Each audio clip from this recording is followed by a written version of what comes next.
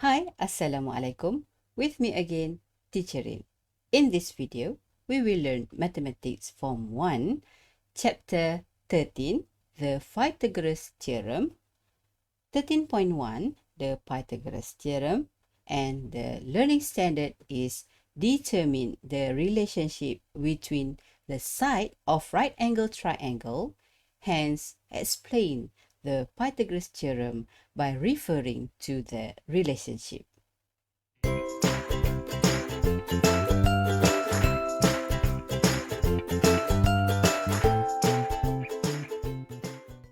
The rule that said for a right triangle, the square of one side plus the square of another side is equal to the square of the hypotenuse.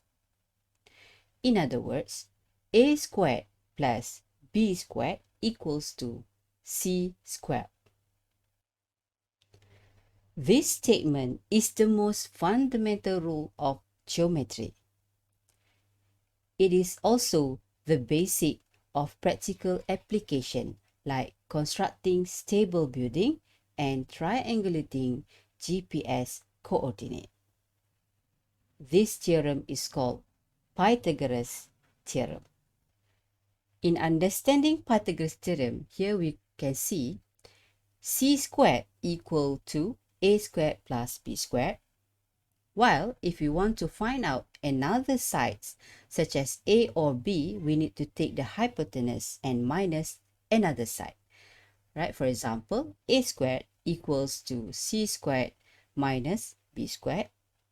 While if we want to find b, so we need to find b squared equals to c squared minus a squared. That is the fundamental rule of Pythagoras theorem. Let us see some example. For each of the following, state the relationship between the length of sides of the given right-angled triangle. Let's refer to the first triangle, which is PQR. Here, you can see PR is the hypotenuse. So, we take PR squared is equal to PQ squared plus QR squared. This is the relationship that you need to give in order to answer the question. Let us try the second question.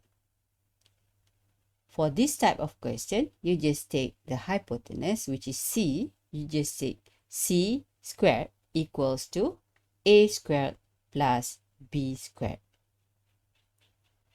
So, that is how you can state the relationship using Pythagoras theorem. Just take note that Pythagoras theorem is A squared plus B squared equal to C squared, and according to the diagram, this is the way to find another sides beside the hypotenuse.